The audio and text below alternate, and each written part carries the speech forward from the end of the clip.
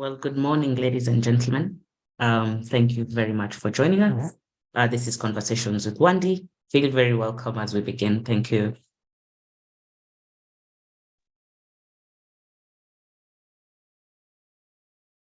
I think we can start now, Wanderer. We have quorum, right?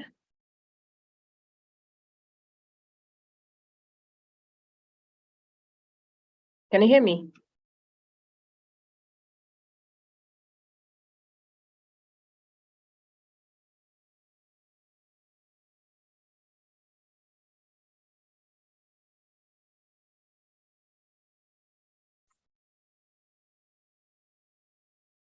Yes, we do.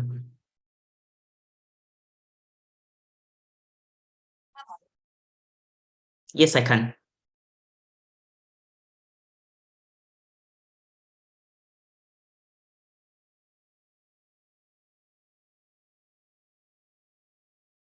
Are you able to hear me now? Yes, Josephine, I can hear you. All right. Amazing. Okay, I'll just do without the earpods. All right, I was saying I think we can now start. And then we shall receive the others as they join us. So good morning, everybody, and thank you once again for joining Conversations with Wendy. We are excited to host this webinar once again this month. I think it is one of the most anticipated conversation, of course, given that we are celebrating this month as the mental health awareness month, and we couldn't have a better host to have this, and also a great lineup of speakers.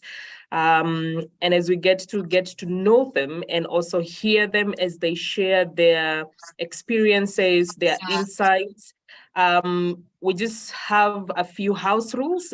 You can send your questions on the Q&A section, or you can also do the chats.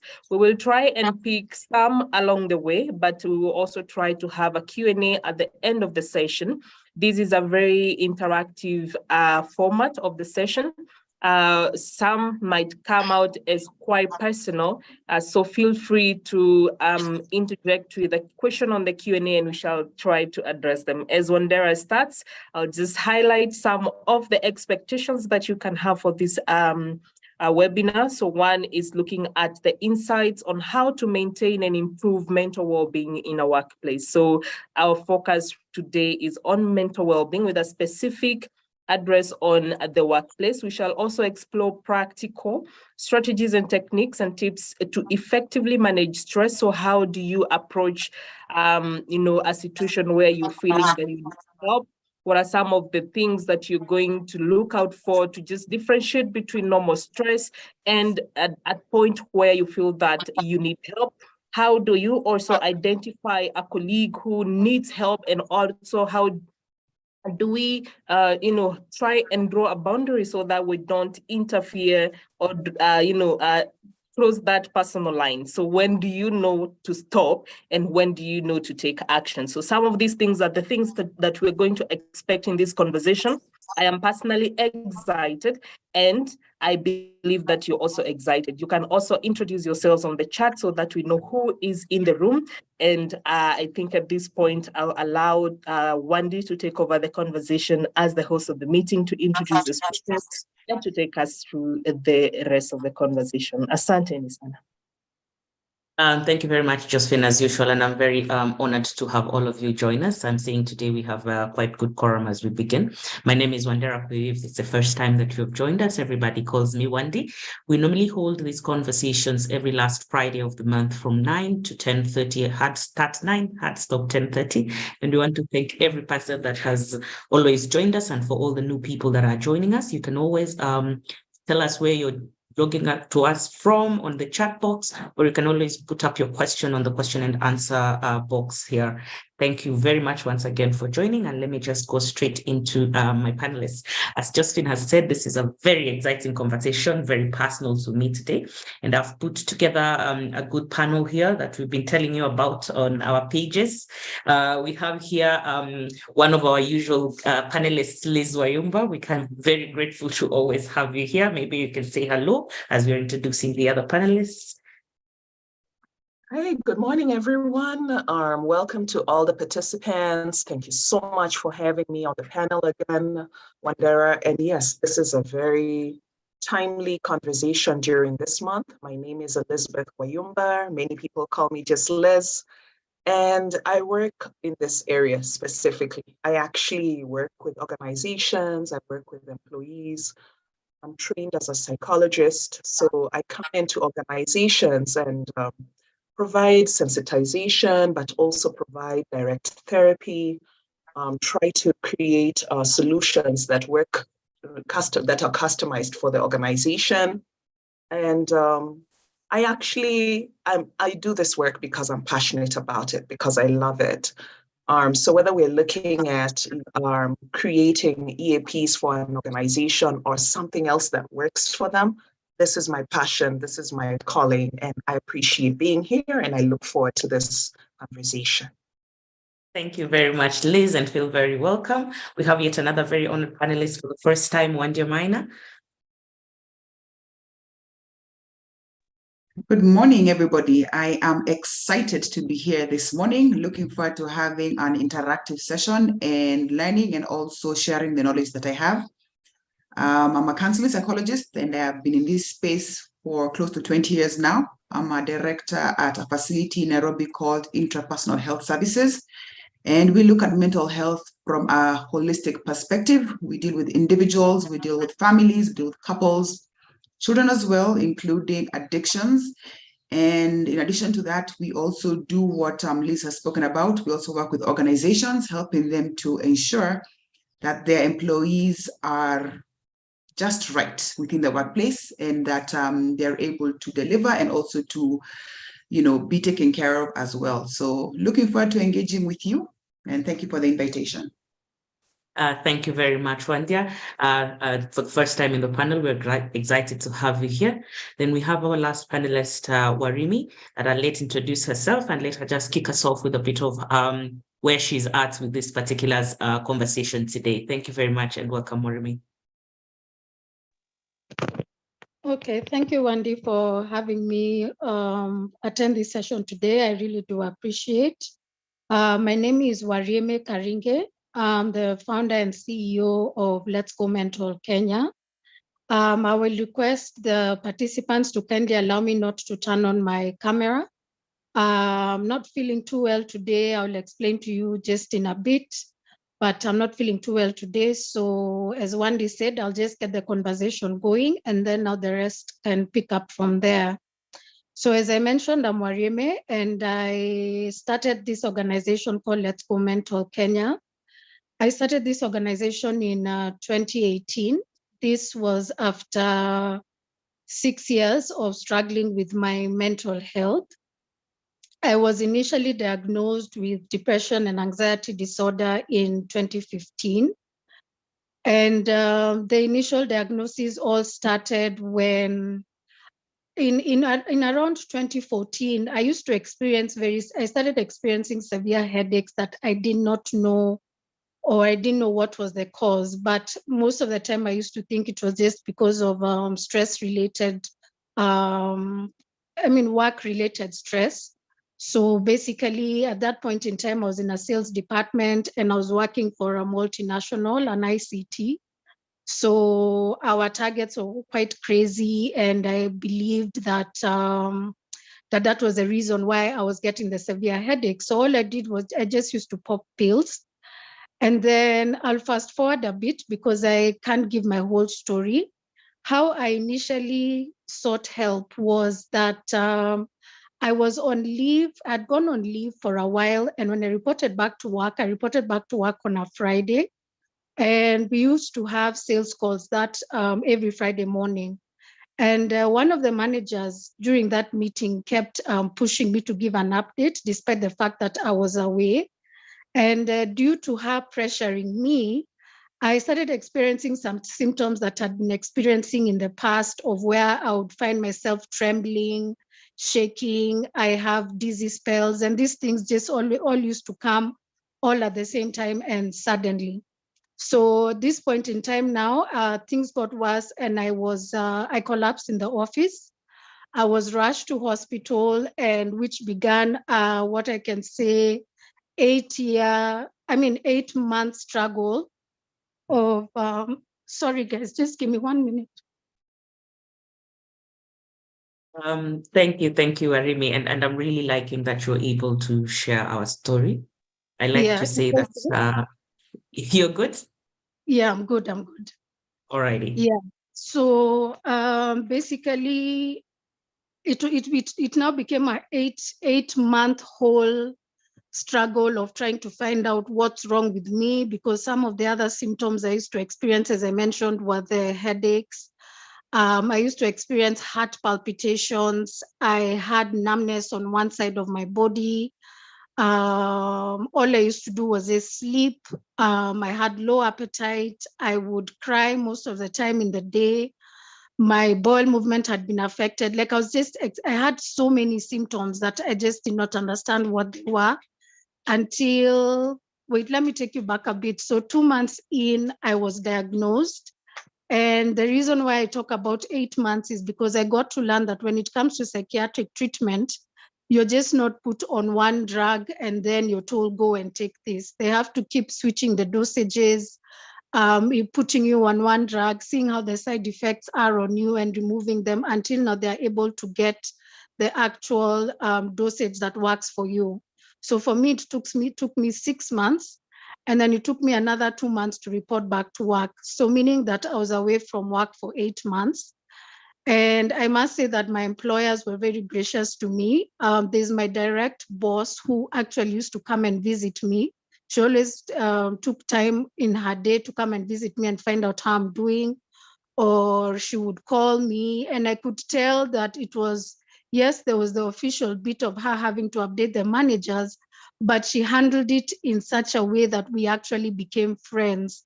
We weren't close when I was working directly under her, but as soon as I fell sick, now we became friends, and I really appreciate her for that. I went back to work after 3 months, and unfortunately I couldn't continue working. So we decided to part ways. And something else I'm very grateful to them again is that they gave me a very good take-home package. I wasn't treated like, I'm being chased out of the building or like someone that they have fired. They were very, very gracious to me.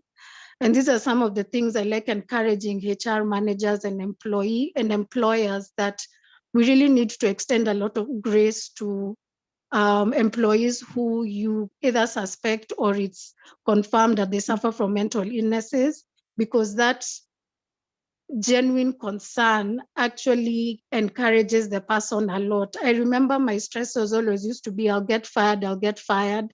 But just the fact that she would call me and reassure me, it really meant a lot. So I've still been struggling with this condition, the depression and anxiety. In 2019, I was then diagnosed with bipolar type 2. So it's still been a struggle. I'm still on medication. And right now, for the past, I can say close to 2 years, the condition that has really been affecting me is anxiety, which is actually what I'm currently experiencing. It's actually even taken me to hospital. And maybe I can just give you some of the symptoms of anxiety is that you always have brain fog. You can't concentrate. My memory is very poor. Right now, I can't work on anything that needs my memory and my concentration. I shake a lot. Sometimes, like now, since I'm resting and I'm in a safe environment, I basically just have to rest and also try and do breathing exercises to enable me to be able to stay calm with the anxiety. So that's the reason why I've not been able to do this talk today, but that's the best that I can do. And so I also wanted to mention that these things also come with triggers.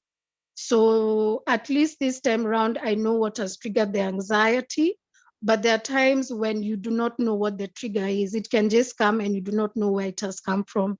So thank you, and I'll take any questions at the end of the session.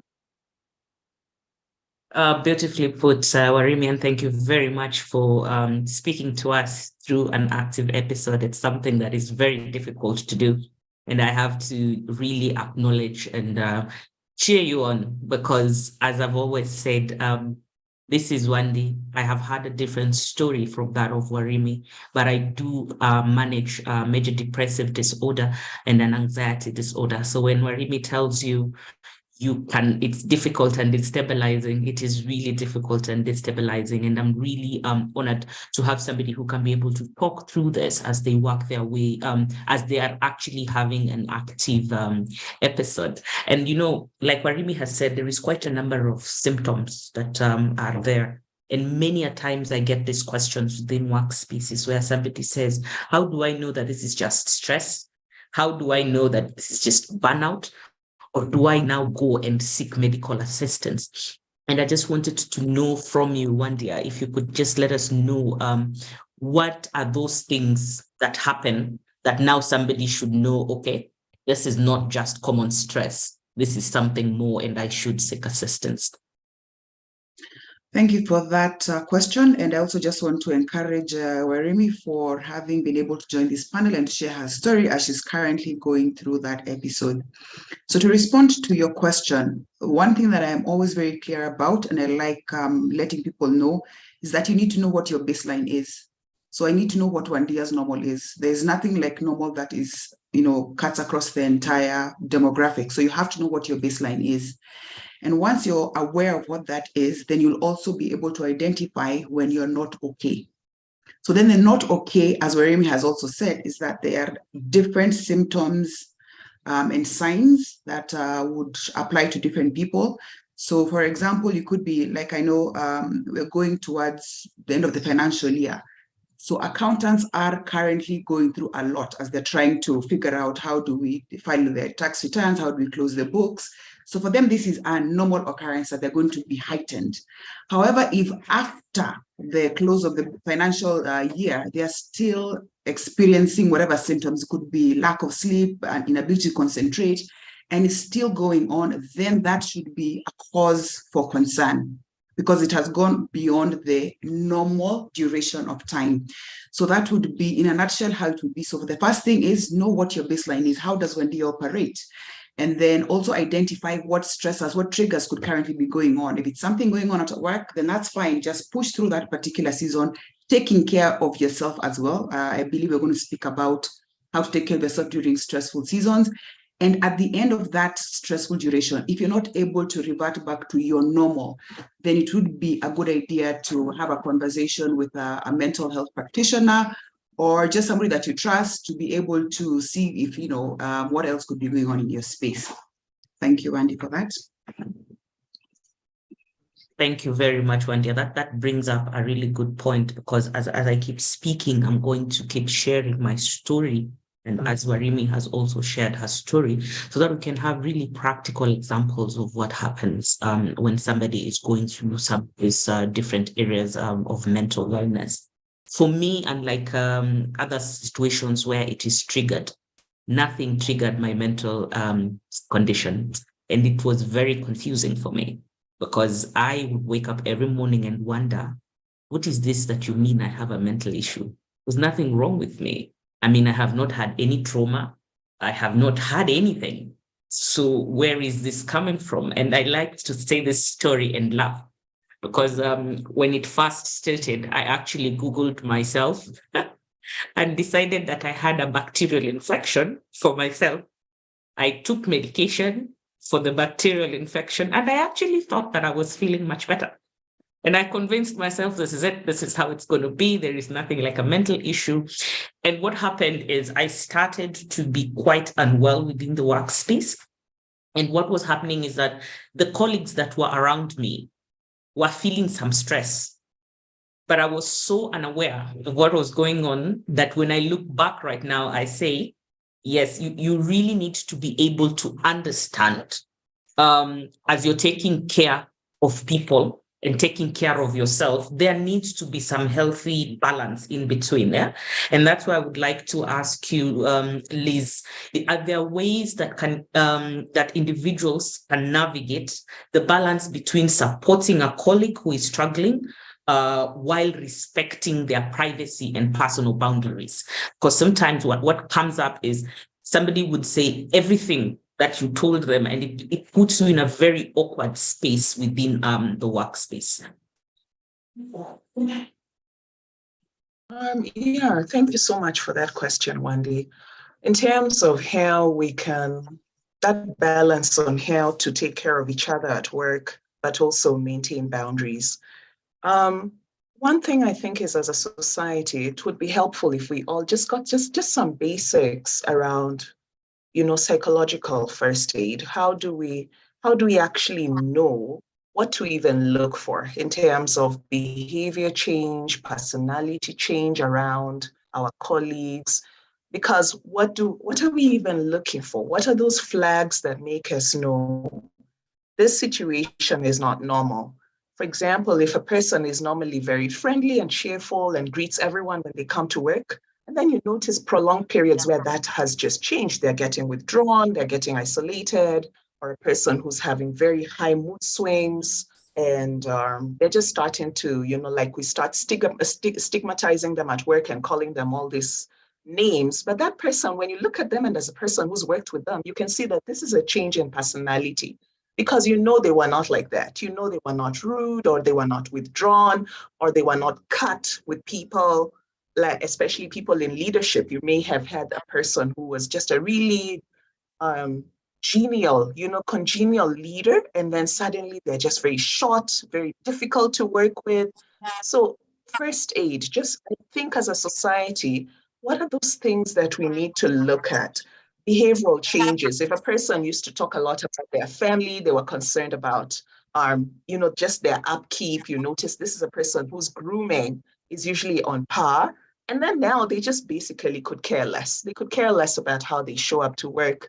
Sometimes they come to work late when they were a person who was very conscious about timekeeping. So how do you even know what to look for? And then once you know how to look for, then let's start with just basic common decency. Do you actually check in on each other and just say, hi, how are you doing? And beyond how you're doing, because we tend to say fine, go deeper. Go deeper because you've already started noticing those changes. So just ask other peripheral questions. And as you ask other peripheral questions, don't make yourself their psychiatrist. No, even if you've had mental health, if you've had the psychological first aid training, no, just go ask something about if you know it's a person who cares about their children. Hey, talk about that. Just try to see if you can pull them out and get them to a more humane or human conversation. Because as you get into that human conversation, then they're able to see, okay, they're going to disarm themselves. And sometimes they're going to say, I'm having, like, for example, in Wairime's case, she may have had a chance to say, I just have this continuous headaches. And that is an inroad. That's simply right there. You don't have to try to diagnose them. Just say, hey, have you had it checked up? Have you, do you remember we have health insurance? Have you had a physical lately? Don't try. We have to be so careful not to assume someone has mental illness. Let's just start by taking care of each other and talking about, would you like to see someone? If they're saying they're taking medication, how long have you been taking medication? Because again, we are an over-medicated society. We are taking too much medication from over the counter. So just those inroads coming from a place of, do we have a little bit knowledge of what to look for? And then let's start with common decency. Say hi and ask a few peripheral questions. And if you notice the person is not ready, respect that. Give them time, but try again the next day or another day after that. Wow, that is beautifully said. And I just want to combine what you have just said, Liz, with what Wendy has just said. One of the things you need to know is, what is your baseline? What are those things that are you? And once you identify what your baseline is, it becomes really easy to know when you're off. Now, for instance, in my situation, one of the things that was off for me, and I came to realize after I had known how to deal with the situation, was I stopped wearing my high heels. Everybody that knows Wendy knows that she is a shoe lover. And I'm always wearing a pair of heels here and there. It is normally just which inches are they? But there is this time when I just was wearing only flat shoes. I could only wear really, really baggy clothes. Could only feel like I can't get out of bed. And I had no reason whatsoever to not get out of bed. And at that time, I really didn't have good understanding of who I am, what was happening to me. And then the lateness to work begins because then I can't get out of bed. Probably I've stayed up until 4 a.m., have to sleep a little bit. When I get to work, I was that leader that was very inclusive and I got very short. I'm very even-tempered on a normal basis, but then I got very short. I was quite erratic in my decision-making and things got a little bit interesting, which then brings us to this place where I want to just find out from you, Wandia, if you're there, how then can organizations reduce the stigma surrounding mental health and just create this openness for support? Because more often than not, like even in my situation, I didn't know who to talk to. I didn't know what to say in the workspace. Okay, thank you for that question. And even as Liz was giving her response, I was just thinking about an environment where we have not cultivated a culture of checking in on each other. If we don't have that space, then there's no way I can come up to you one day and ask you what's going on, because then that will seem like it's prying. And I'm happy to see that I think a number of the people who have logged in are HR practitioners. Therefore, then the buck generally stops with them. What kind of culture are we creating within the workspace? Is it a safe space where we can regularly check on each other and people feel safe, and then allow people to be able to get support within that space? So it begins from what kind of culture do we have within our organization? And it would be then cascade down to the leaders of different departments to be intentional in checking in on the people. There are a number of organizations that I know where the leaders of certain departments take the time to check in on the people individually. There's the group check-in and then there's the individual check-in to just figure out how you're doing. Sometimes it's within the workspace and sometimes they have off-site check-ins. And I find that is very useful because you feel that not only are you being viewed as a worker, but you're actually being seen as a person. So then the culture is where we begin. And then once we identify that somebody actually has got an issue, then how do we then progress that? Because it's one thing about knowing, then what do we do with that information? We need to be able to assist this person. And like a number of organizations that we work with, you'll find that the first point of contact would be within the organization where they have got mental health champions. And if that does not work, then you refer outwards, because again, people generally do not want to be seen and to share their stories within the workplace because of the stigma. And so we cannot take that away, but we can start having the conversations that allow people to then look for help in the spaces that they're comfortable in. So within the workplace, that's perfectly fine. If not, then how then do we progress this assistance to the particular person? Thank you. Mm-hmm. Thank you very much, Wandia, for saying that to just let us know that the space of comfort doesn't necessarily have to be the space of comfort that somebody else has. You have to know which is your space of comfort and feel comfortable and safe to share. I just want to thank Collins very much for sharing his what he's going through. I would highly encourage you to figure out how you can be able to seek help. If you're unable completely to find some of the assistance that you can find at the end of this webinar, we can provide you with 1 or 2 details of where you can be able to go and seek assistance. The one thing that I want to really underscore very heavily here is what both Liz and Wandia have said. Do not self-diagnose. Do not diagnose another person. If you're not a mental health professional, please direct them towards a mental health professional so that we can be able to actually get people start their journey properly with the right care that they deserve, because every situation is highly different from another one. I see 2 questions that have come here. One of them is what causes mental health? I think we meant illnesses. There is another one that says, what are the telltale signs before I think Warimi fell ill, and she was wondering then, was all that due to stress at work? Because their sister is having anxiety, which causes her to have different bodily reactions. We also have another question here that asks, somebody said a job rotation was done at the beginning of this year, and the boss they were given, it's just they naturally fear that individual. They try their best to do what is expected of them, but he has to find the tiniest thing to shout at them. Since then, just the thought of waking up to go to the office gives me anxiety. Will it lead to mental health issues? I just would want to pose those questions to the panelists before we are able to continue with the conversation.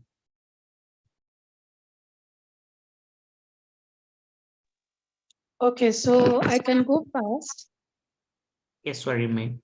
Well, there were some telltale signs from, as I mentioned, I was giving my story in brief, but there had been some telltale signs of like, I had found like my confidence levels had gone down.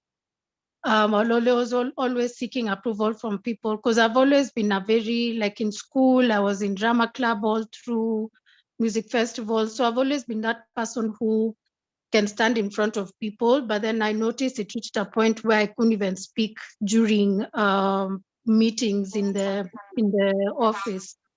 So there were just small signs that were creeping in, but then I didn't know that that was actually depression. Another thing that I remember experiencing was also suicidal thoughts, like maybe I would have like just sporadic, maybe after a few months, then they come. So I always used to wonder, why am I such an ungrateful person and yet my life is going well? So only now until now I was diagnosed, did I understand what all those other symptoms I'd been experiencing from 2008 were. So they weren't severe. I was suffering from high functioning depression and anxiety. So meaning I could live a normal life, but then I guess now it reached a point where now the body completely gave in. Yeah. Thank you. Thank you very much for sharing. There are other two questions that are pending to Liz or Wanja. I can go fast and one day I can step in. To the person who currently is working with a new boss who is very picky and finds the slightest thing to criticize them on, I think the first thing is I really am compassionate, and because this unfortunately is happening a lot. This unfortunately is a very common thing we're hearing when you're out and as a practitioner. It's unfortunate that we have so many of our leaders who just don't seem to have the emotional intelligence on how to manage people and manage even difficult situations where work, maybe people have not met their goals at work. To answer the person, I'd say first of all, it's helpful for you to use the resources within the organization. It's helpful to start this conversation, like maybe with HR, especially in an organization where the HR is C-suite level.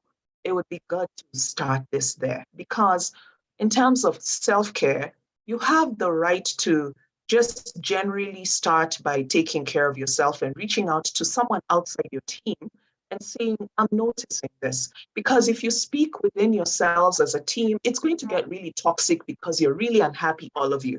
At this point, the whole team, believe it or not, people handle stress very differently because of resilience levels being different. However, that toxicity of that kind of leadership is affecting everybody in that team.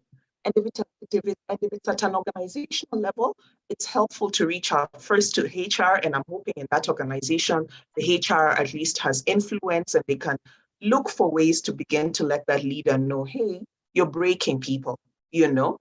And the talent is so expensive to replace in terms of just recruiting talent, retaining talent. And when I think of even this really young talent who are really, really strong in tech, it's really hard to get people who have those skills. So it's important that the HR brings in that angle to the leader, like, hey, you would have people to lead. because it's difficult for us to get talent. Even the few who will remain won't be able to produce at optimum if we begin to lose people here because of your leadership style. And then, as Wendia said earlier, is the culture even conducive for that conversation? Because unfortunately, in certain organizations, you don't even have that person. You don't have HR or someone of influence, because it doesn't have to be HR. But sometimes it's a manager or another director who's very influential in being able to bring people together and have these tough conversations. If, again, the culture is not like that, then I'd say, again, in terms of self-care, you do have to have a job and we all have bills to pay. But again, realize that the cost of your health is really expensive. Where you notice there's where to go, there's no conversation, no communication channel to reach out for help, because in many ways you're the person who's starting to say we need help. And if there's that place, there's no place where you can reach out for help within the organization, hey, you may want to slowly start saying, hey, I'm working, but I have a goal. How do I begin to exit this place for my own well-being, for my own well-being? Because sometimes if you stay in that place, the cost, especially around burnout, is going to be really high. You're going to burn out, you're going to be medically ill, and at some point you will actually be forced out. The system will force you out because you're going to be so uncomfortable. You will self-sabotage and you will end up out there when you're not prepared. So that's what I'd say for that. Okay. I don't know if Maria has anything to add.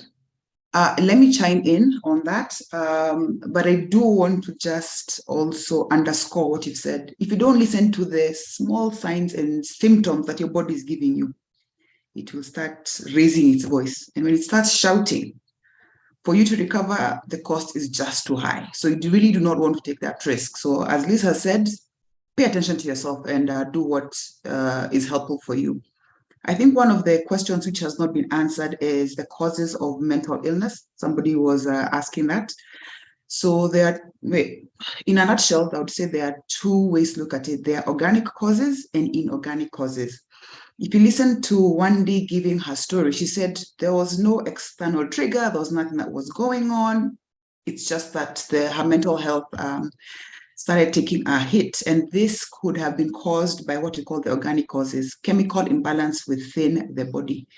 So that many times we also look for, is there any genetic component or cause for that? Because you'll find that some mental illnesses also follow within the family line. So those are what we call the organic causes. The inorganic causes could then be life experiences, trauma, life events. There are very many life events that you go through, but people tend to only focus on the ones which are obviously hard, like loss, death, job loss, those kind of things. But even happy occasions like the birth of a child, getting married, are also major life events that can have a huge impact on your mental health. So it's not only the perceived negative life events that would have an impact on your mental health, but also the seemingly positive ones.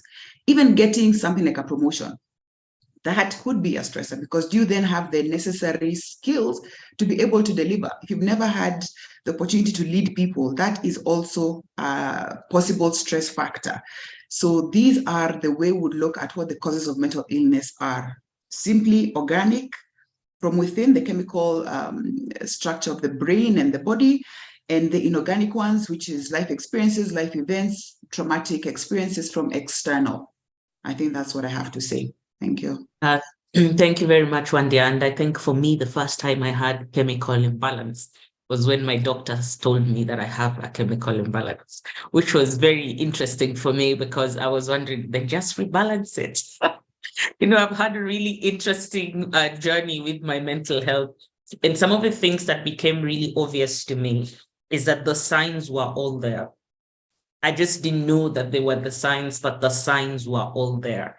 It is genetic for me. We've had other people in the family that have been that way. From when I was a child, when I was one, my parents would tell me I would sit in a room by myself and get my milk, and I would drink it and put my bottle outside of the door. If anybody would come into the building, I would actually cry or close my eyes until they leave.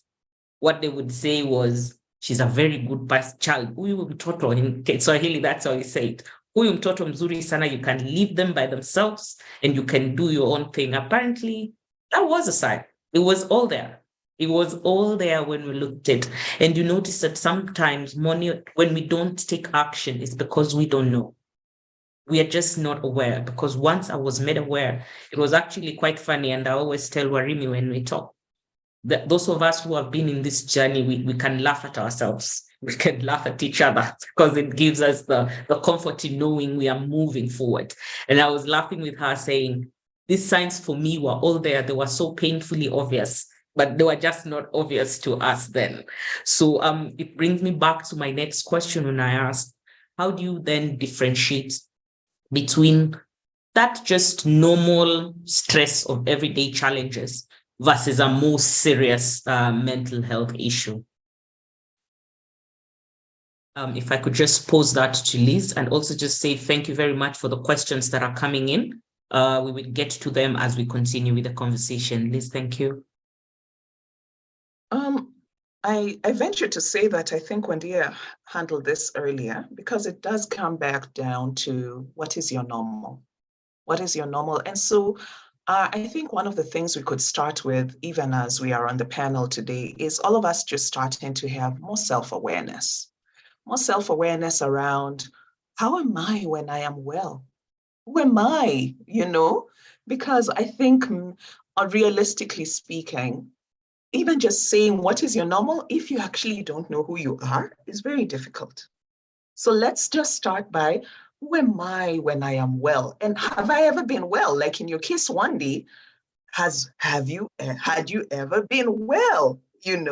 Because you were showing up from infancy as a person who really, as a baby who needed help, And so it's not surprising that even developmentally, you must have had certain challenges that just kept being unnoticed. Like, for example, you're probably very bright, but probably really a loner. And no one ventured to say, hey, can we bring this child in? So I think Wandia handled that well when she said, let's start with just that self-awareness. How am I when I am well?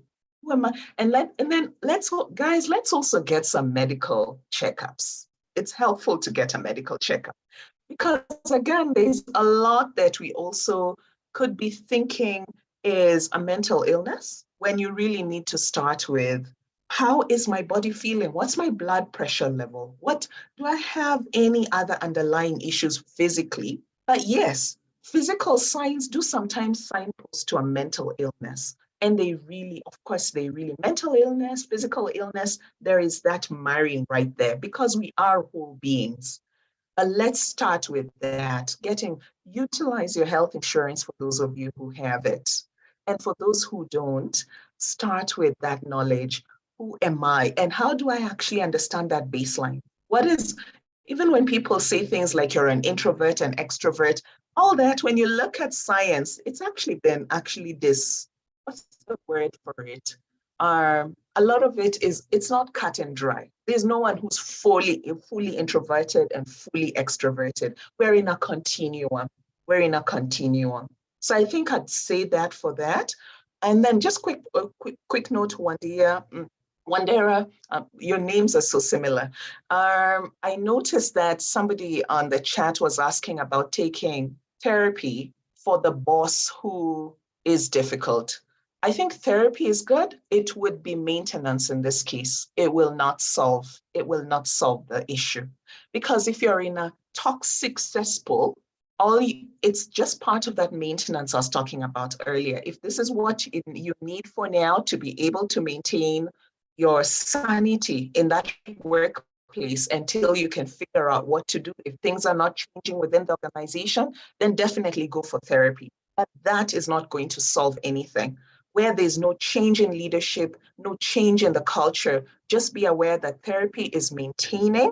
It's how you're keeping your sanity so that you're able to go from day to day for a few months as you figure yourself out. But if things are not changing, eventually you'll have to exit. Mm-hmm. And I like what you've said, because when you prioritize yourself as a human being, you get to do very many things differently.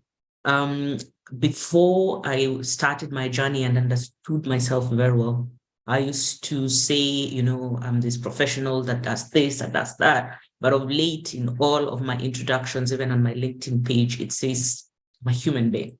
When you get to that space where you just recognize that that's what you really are, a human being, and you put priorities for yourself and listen to your body, understand your baseline, know when you're off, and start to understand which self-care practices you can put into your routine that can help you. Which brings us to the question next: which are these self-care routines that you can have within the workspace that can be tolerated? For me, when I have anxiety attacks in the workspace, I tap. I don't know if people here are familiar with tapping, but tapping works very well for me because breathing exercises, they just get into my head. Because now when I'm having an anxiety attack and I do breathing exercises in the workspace, this is what my head will think. And please don't take that this is how everybody thinks. This is just how Wendy's head thinks. I'd say, now I'm having an anxiety attack. Now, everybody knows that I'm having an anxiety attack and they can see me doing breathing exercises. Then they're going to say that I am crazy and then I'm going to get fired and then everything will fall apart and then it just spirals and your head gets heavier and all of these things. For me, the moment I start to feel that I am off, I start to tap.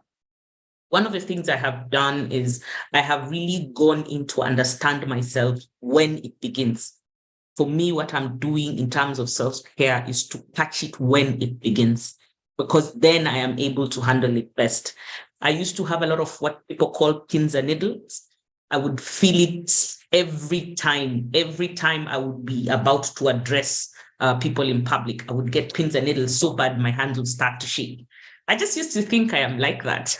But I came to realize this is how my anxiety attacks actually begin. So, Wante, are there any other self-care routines that we can be able to put and integrate them well within the workspace so that we know we continuously practice them? Okay, thank you for that and also for sharing your story. And for me, it begins out of the workspace. Self-care does not begin when you walk into the office. It begins from when you wake up in the morning. One thing that I always find very interesting is when people come in and they say, or you engage with people and they say, I don't like structure, I don't like routine, I just like moving on the fly. And I find that to be a very dangerous statement because if you're always moving on the fly, then you will not be able to baseline and you will never know when you're in sync and you're not in sync. So it's important for you to have a routine or a set of things that you normally do in the morning, wake up routine. What do you do in the morning? Do you wake up? Do you pray? Do you listen to gospel music? Do you journal? What do you do? And do it regularly. Physical fitness is also something which cannot be underscored. And I'm not talking about, pumping the heaviest weights or even something as simple as walking. Another thing which is very, very important and has got immense benefits is also earthing. How is the last time that anybody actually took off their shoes and walked barefoot in the grass? It's got amazing, amazing benefits. Listening to music has got a soothing way of just calming the brain. And it's not that hard rock or, that very noisy music, but something calming and soothing like jazz, maybe some Christian music, whatever it is that you're able to connect with. Something else is also cultivating a space to be able to share with friends so that you can be vulnerable in that space and people are not judging you. Something else which people really underscore is or ignore is drinking water. The body is, I think, 70% or is it 60% made up of water. So if you're not drinking water, you can imagine what is going on within the body. And there are times when clients have come for sessions and I just try and figure out what's going on and ask, how much water do you drink? Okay, between today's session and next session, just increase your water intake. And they come and there's a tremendous change. So those small things that people ignore. Another one for sure is sleeping. If you're not sleeping, your brain for sure cannot rest and rejuvenate. The unfortunate thing nowadays is that people use their phones as pacifiers. So you'll be on your phone up until you sleep. And those waves continue to keep your brain in a state of alertness. So your brain is actually never shutting down. So you actually need to train yourself to put off your gadgets, leave them in a different room, and if possible, put off your internet router, because that is also sending signals which are also going to interfere with your sleep. So these are small things that somebody can do prior to getting into the office to take care of themselves and also to fill their cup. So it starts from before. And just like Wendy has shared about herself, I'll also share about myself just a little bit. My routine is set that I know the things that I do in the morning and the things that I do at the end of the day to unwind. In the event that I'm starting to skip some of those things, I know some things are okay. And I need to readjust real quick and deal with whatever it is that is going on. So if you've got a routine and a structure, it will be very easy for you to figure out when things are not okay. So it's important for you as a person to figure out what are the things that center me. Is it hanging out with people? Is it spending time on my own? Is it reading a book? Is it listening to music? Start to bring these things into your space. And during the course of the day, if you find that you're going through a stressful time during the work day, you can actually put on some music if that's something that suits you, because you already know this thing works for me. As Wendy has said, she taps. So the thing for you would be just put on a bit of music, and also just taking breaks. There is no way human beings can pay attention for 8 hours straight. Know when to take breaks. Within the workspace, know when to take a break. And even taking the break, do a bit of chit chat with a colleague, somebody who's there. Just a bit of lightness would also help you deal with stressors within the workplace. So for me, as I hand over to Liz, who possibly may have something to add for this, is start taking care of yourself before you get into the workplace. That will then transition into how you're able to cope with stressors that happen within the workplace. Thank you. Wow, that is very well said. There is this common statement that is made that when you come to work, you leave yourself at home and come to work. I've always said, you are the same person. If you have left yourself at home, you have obviously left yourself out of work. This, for me, I call them wanting to live in these bubbles where you're saying, I have to be this, I have to be that, I have to be that. It is a very big stressor in very many situations. And sometimes when I walk into spaces, one of the things that I'm able to say very loudly is, hey, this is me and this is my baseline. If you see me do XYZ, I am off. Like for the people I work with, they will tell you, they know the day Wendy preaches for you from morning to evening, she's off. Something is wrong with her, because this is how I also put together support systems within my space. Because sometimes these things, when they happen, you're not really in control and you cannot be able to realize them for yourself. So if you're feeling safe within the space that you work, one of the other things also is to let your team know what your baseline is, so that they can be able to know when you are off in the event that you are not able to tell for yourself. I see there's quite a number of questions that have come up. I'll just summarize them so that we can be able to respond to them. One of the big ones that has come up is where does HR go? Because everybody is coming to HR. Where does HR go? It's a very big question that always keeps coming up. And it's not just on issues, mental health. It is also just on general issues, because everybody comes to HR. But where does HR go? There is a question here that has come. Should mental wellness be important to employers, and why? There is also another question that comes here and says, what should the HR practitioners be able to do to influence the culture to promote employee wellness? There is another one here, is mental health, is genetic mental health illness treatable? One person here needs to know how to handle a mentally ill person in the workplace as a practitioner. I can actually take that. And then, how is one to react when there is comparison in performance with your colleague, which leads to self-esteem? And on the question and answer box, we also have another one where it says,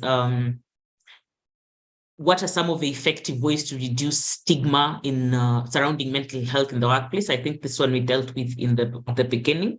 And there's one that reads, I'm an HR in an organization where employees are constantly complaining of a toxic work environment. I feel helpless as the HR because I'm unable to do anything about it. The culture is so bad and it originates from the top management. It's a small organization where the director influences all the decisions. What can I do to support the employees, even though I am not getting support from the top?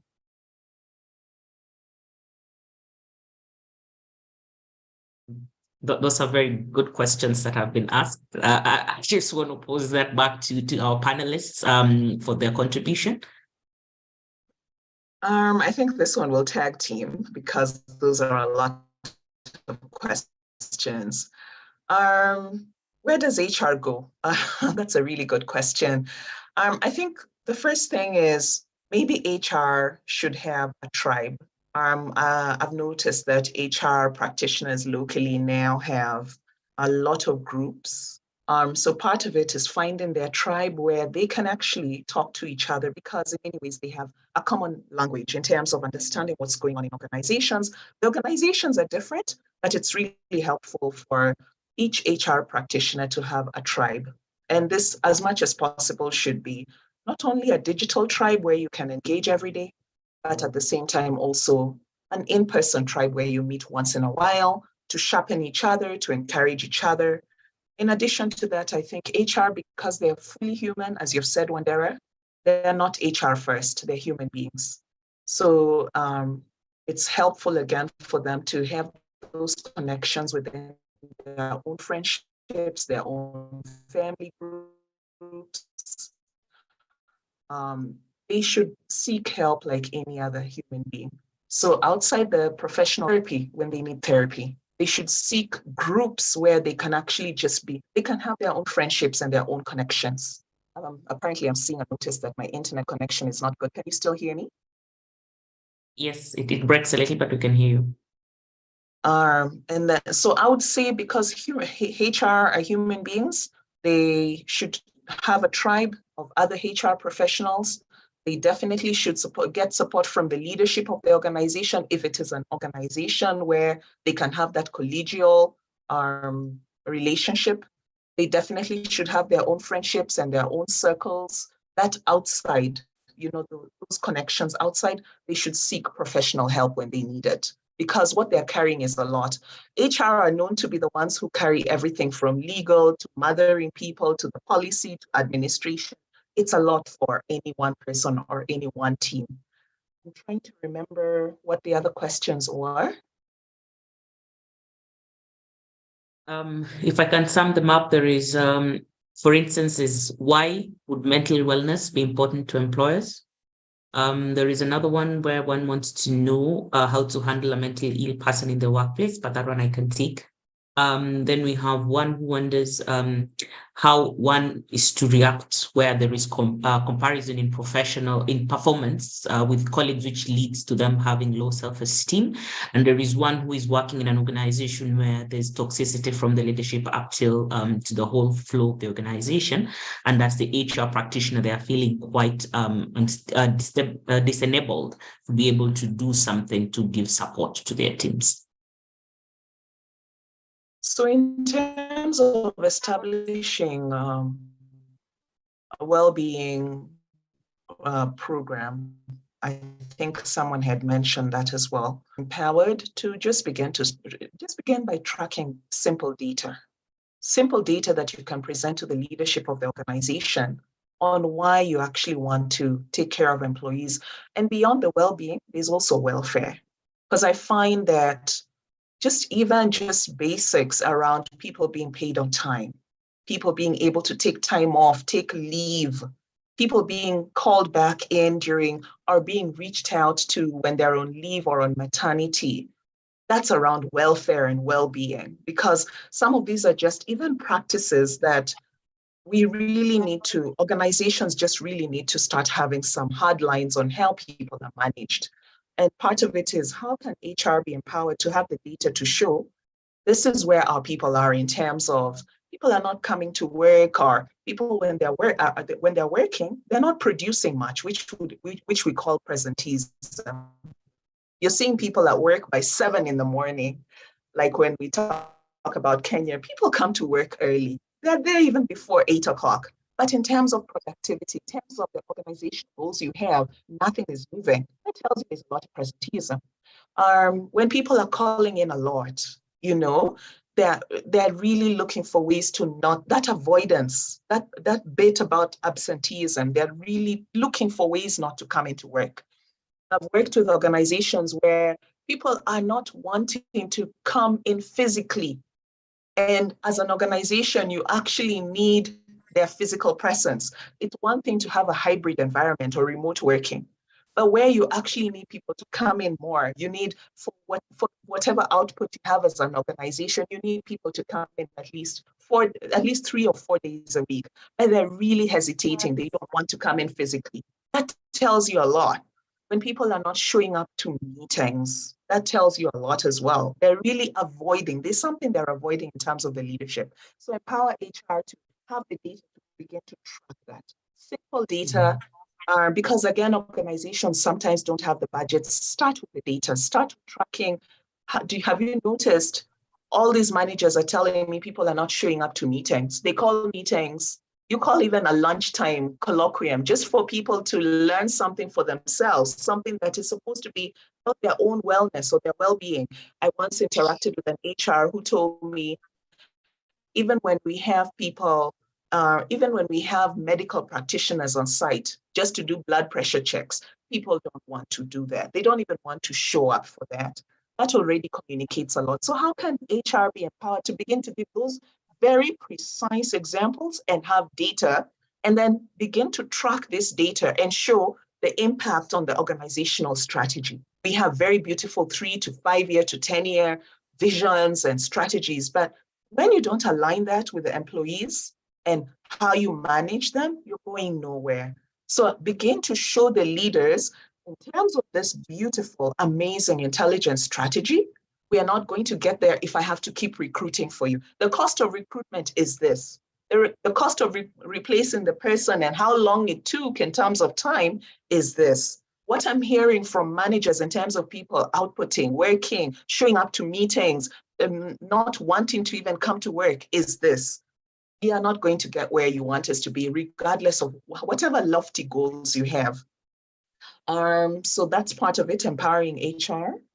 What else can I say? In terms of toxicity, this is a big conversation. We're having it a lot now. And for me, I think it's probably time for us to begin to really help our leaders just develop some emotional intelligence around how to manage people. Gone are the days when, because you're a leader, you get to have a certain attitude or a certain entitlement.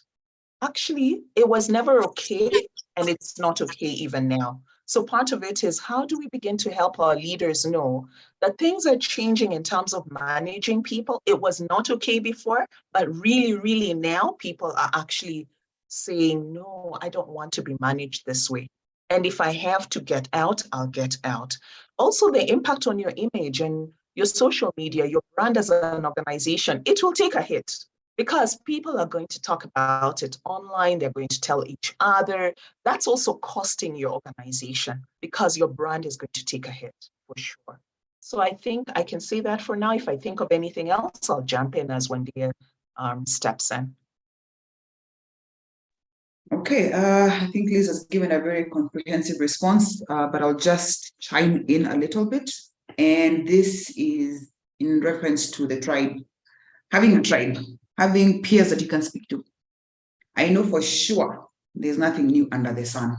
So whatever it is that you're going through, somebody else has gone through it. But if you don't speak out, then no solutions will be offered to you.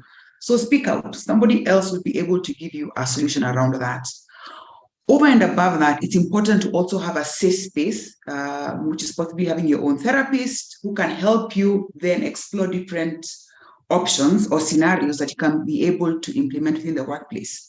So for this person who's saying that it starts from the owner of the company, the leadership, it's just all, they don't really care about the employees, then you can come up with a strategy on try this, try this, try this, try this. And then also know when your end point is, because you can try, nothing is changing. Are you going to stay there, till the end of time?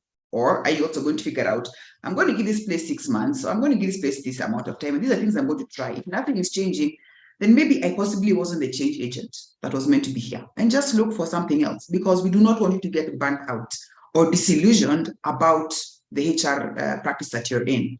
So that's one thing that is very, very important. Surround yourself with people who are in the same space with you, so you can have conversations that would be enriching and help you then to look for solutions in the environments that you're in. There was also a conversation about what do you do if you've got a genetic mental disorder. And I don't even think I need to really respond to that, because that is what Wendy has said. And she's there, she's proof that, you can live a full life and you can be very productive.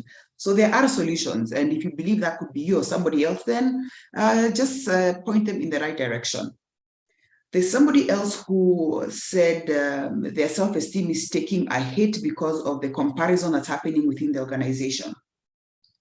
I want to respond to this in one way, and hopefully Liz will also be able to give some feedback. But I always say that it begins with you.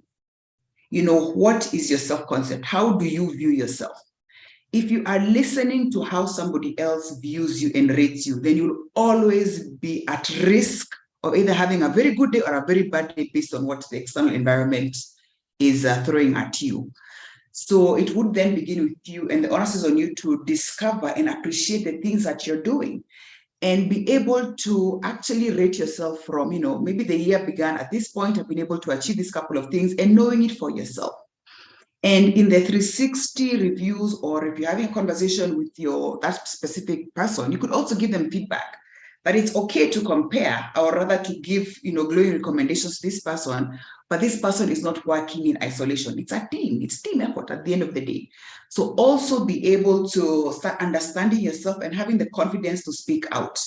There's something about our educational system, and hopefully the CBC is changing that, where people do not have the confidence to speak out. So things are being done to them and at them, and they feel that there is nothing that they can do about it. But the reality of the matter is that you have the ultimate power to direct and guide how you want your life to go.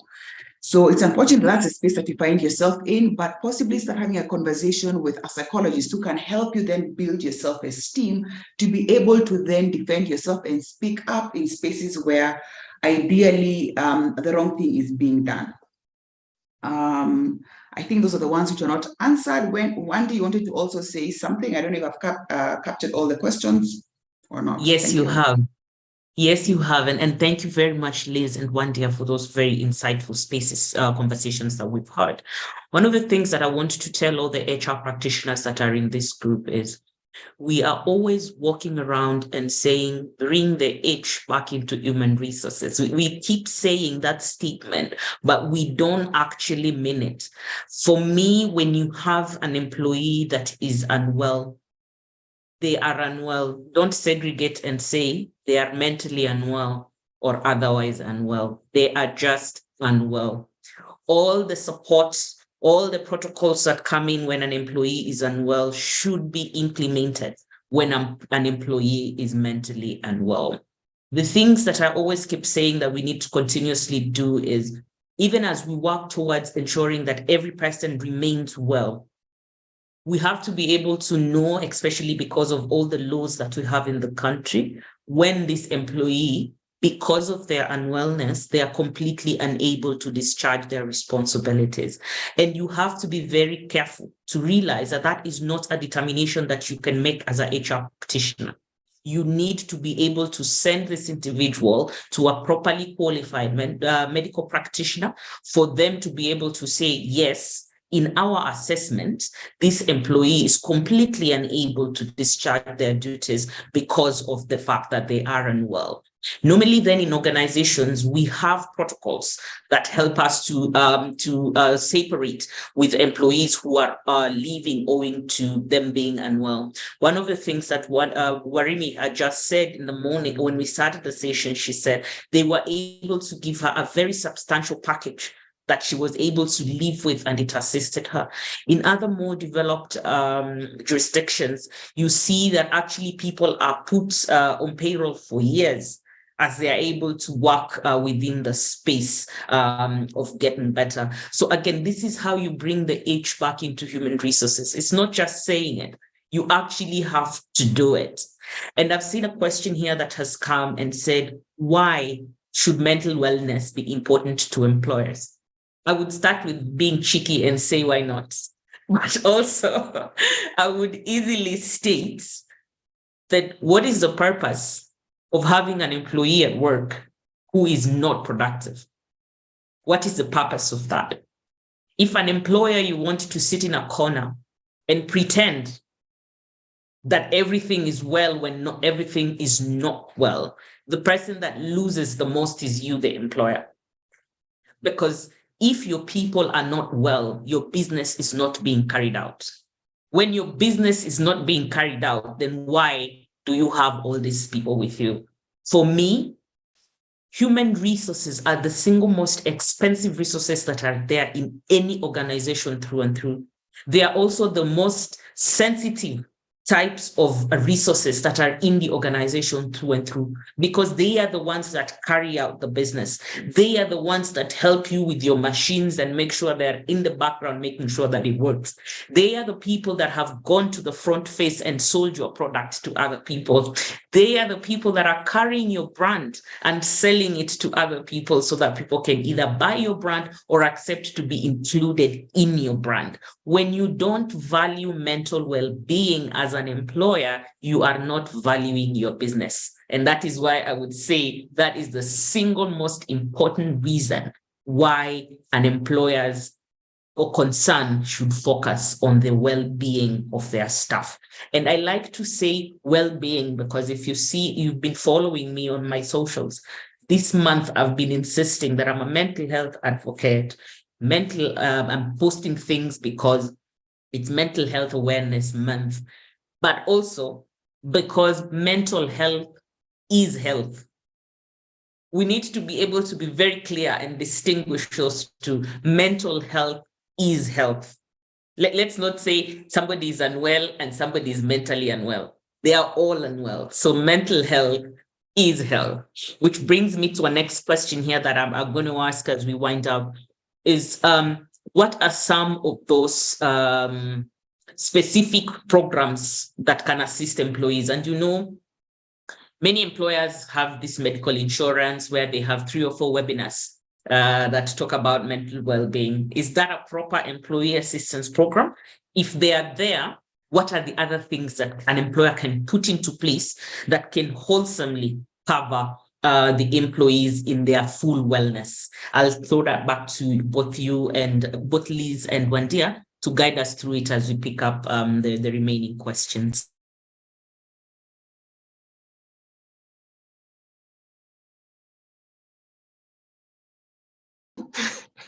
Oh, I thought Wandia was going to jump in.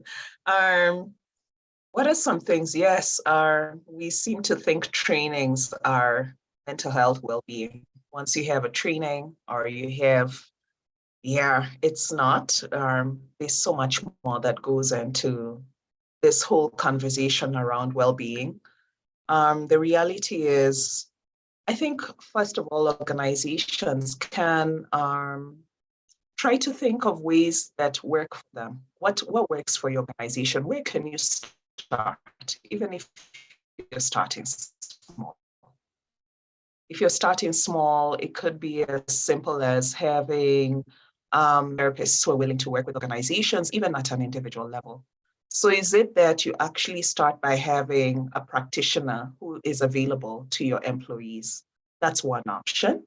The other option is to try to, beyond even psychotherapy, try to set up, there are well-being and there are wellness programs. So do you actually want to customize something that works for several people in the organization?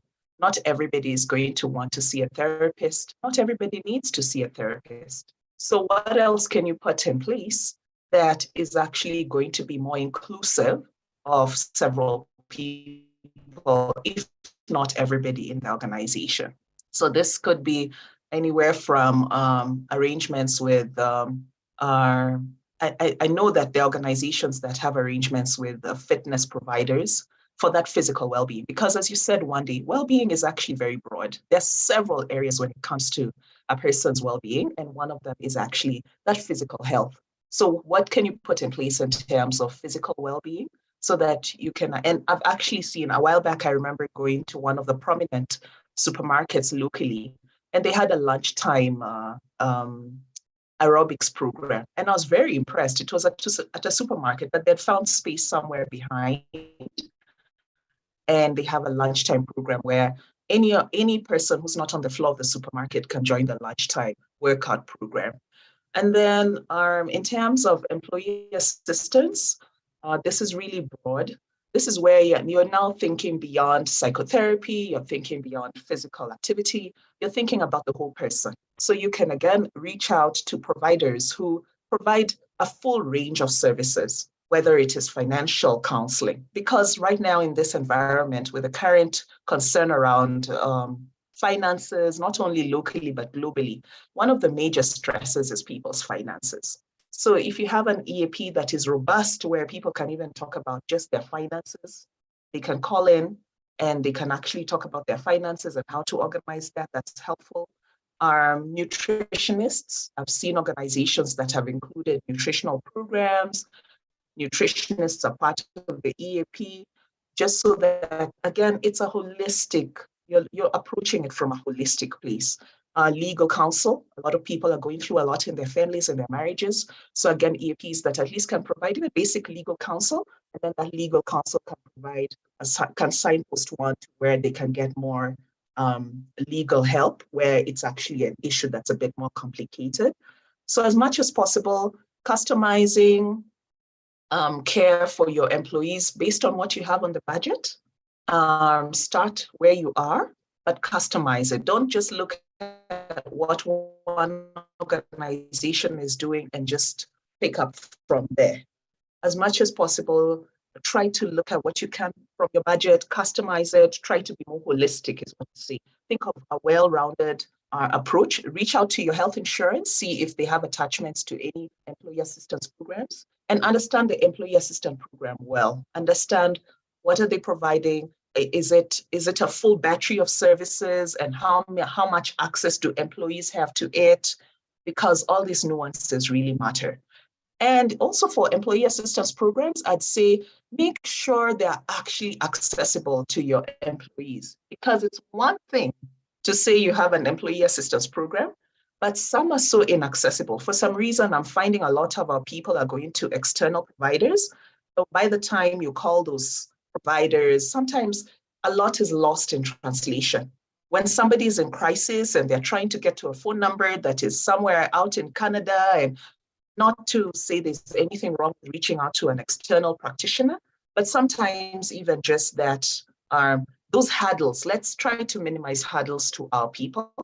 Even if we're using external providers, let's educate them culturally on what works with our people, so that they know if you're going to provide services for people within the continent of Africa, this is generally this is how our technology is. This is how you're going to this is the problem with internet, because sometimes that's it. You're wanting to do therapy online and an employee doesn't have internet in the evening. What are you talking about? So those barriers, when you're reaching out as HR, as leaders of organizations, really, really help those people, even if it's an external provider, to know these are the barriers we're facing and how can our people reach you quickly when they need that help. So I just summarize it to those three: holistic, customized, be inclusive, and start where you are. Start small, but start. Start small, but start. Allow me to chime in, Wendy. I can see you've already unmuted, but I also want to just say something along this line. And one of the things which is also very important is to do your research. Speak to your employees, find out what their pain points are, and then start addressing them. Because sometimes you'll find that the solutions you're giving people there, they don't even relate to them. And then again, different demographics are grappling with the different issues. The younger the generation or the demographic, there are specific things. Maybe they're getting into relationships, they're getting married, they're having children. That is going to be a whole different thing. The older companies, or other companies who've got older people there, that's a whole different list of issues that they may be grappling with. So ensure that you've already spoken to the staff to understand what their pain points are, and then start bringing the people who can have conversations around that and pointing them into spaces where they can then be able to get the assistance. So it's always important to speak out, create a safe environment where people can come and speak to you as the HR practitioners, and then be able to then customize solutions which are relevant for them. Thank you. Thank you very much, Wendy, and thank you very much, Liz. I'm going to take, oh, sorry, Warimi? Yes, I'd just like to add on to what Liz said in terms of starting small.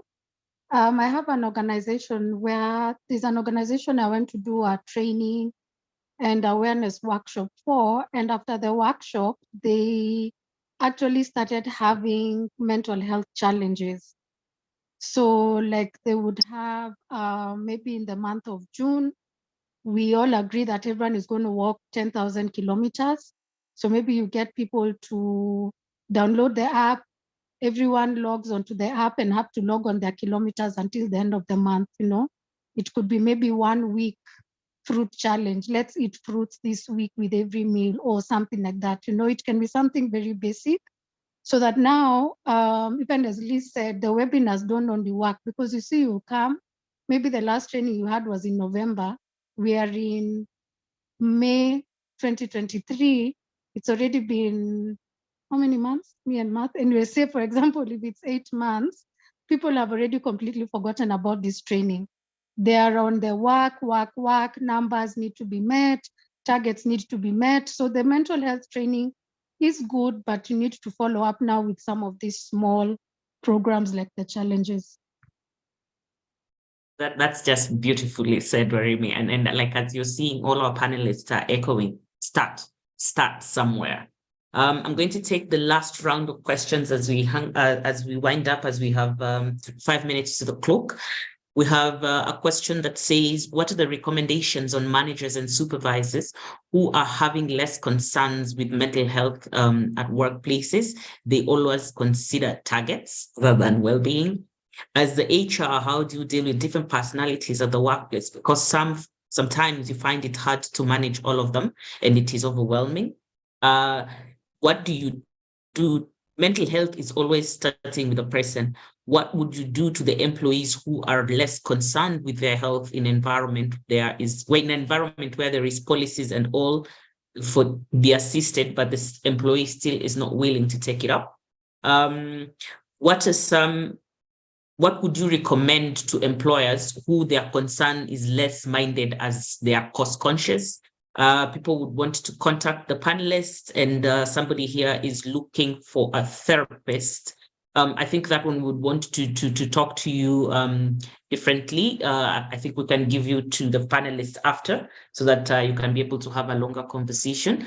We have your details. I'll just reach out to them, or you can email us on info@conversationswithwandy.org so that we can be able to send you back to the panelists who will be better placed to be able to answer that question well for you. I'll throw these questions back to the panelists, and then we will take just 2 more minutes to wind up. Thank you. Okay, so let me start us off. And I think a number of these questions have been responded to in the presentation. And the first one is having a tribe. You know, when you're trying to figure out how to proceed in different situations, sometimes you may not be the only person who's going through this thing. So try and have conversations within your spaces as HR professionals to be able then to figure out, okay, this has happened before, how has it been handled? The other thing that I also find very interesting is that sometimes HR professionals wear more than one hat. You also want to wear the hat of the psychologist, you want to wear the hat of the medical doctor, but then you need to understand what your limitations are. It's good to have a list of referral sources or people that you can refer your staff members to so that you don't get overwhelmed. And that is the sense that I'm getting from some of these questions, that you're trying to do too much when ideally you should actually just be a conduit. For the things that can be resolved within the office, that's okay. But for the rest, just, refer them to the next level of care. If it is a psychologist, they need to be seen by, if it's a medical doctor, especially if you've got insurance or medical cover. Don't try and do too much. Know what your limits are and play within that space. That will also ensure that you as the HR practitioner is not getting burnt out or frustrated and feeling inadequate about the work that you're actually doing at that organization. So know your limits, develop a referral list, and then use it as much as possible. Don't try to do everything. That's not how we're created. Thank you. That is so well said, Wandia. I think the only thing I'd say is in terms of people who have access to providers and they're not going, or you're trying to do something as an organization, but people are not uptaking, we are in the infancy of these conversations. So I think, I could be wrong, but I think part of the solution is as organizations begin to take more ownership around taking care of their employees, these conversations will actually help to cut back the stigma. And as the stigma begins to free out, then people will slowly begin to have a mind change around just the way you can go see your dentist is the way if you need to go do a check-in with a psychotherapist, you can go and see a psychotherapist. But the conversations, as we have been seeing throughout this time within the organization, the more we hear, for example, for a very long time, how we eat, we just assumed that, oh, we eat really healthy on the continent. But now we're beginning to realize there's been a change, there's been a shift, there's a lot of fast food and all. And so the more we have actually been speaking about how we're eating, what is the impact on our health, you find that people are actually starting to pay attention to their nutrition, and sometimes they even see a nutritionist. So I think also in this space around well-being in the workplace, as we have these conversations, which I feel are really still in their infancy, is when, as the more organizations create these spaces where people can actually talk about mental health and it's a normal conversation, then that person will introspect and realize, hey, I have cover and it takes care of this. Let me get help for myself. Let me get help for my family member, because now it becomes a new normal. That's the only thing I can add to that. Thank you very much, Liz. I see there is one question here from Marianne who wonders if we do train employees to be mental health allies in Kenya. Conversations with Wandi does not do that, but you can be able to reach out at least to our panelists and see what kind of programs that they could be able to afford to you. And we also see you would prefer that they have a talk with your team again. If you go to where you registered for this webinar, you will be able to see the contacts of all the panelists in the registration form. Other than that, at the complete of this webinar, we are going to send you back an email that will capture all these things that we have discussed, and their contacts will also be there. You can also go to our social media pages and you'll be able to find how to reach us, or you could always email us at info@conversationswithwandi.org. I see, Warimi, you have your hand up as I'm just going to wind up in a few minutes. Yes, Warimi.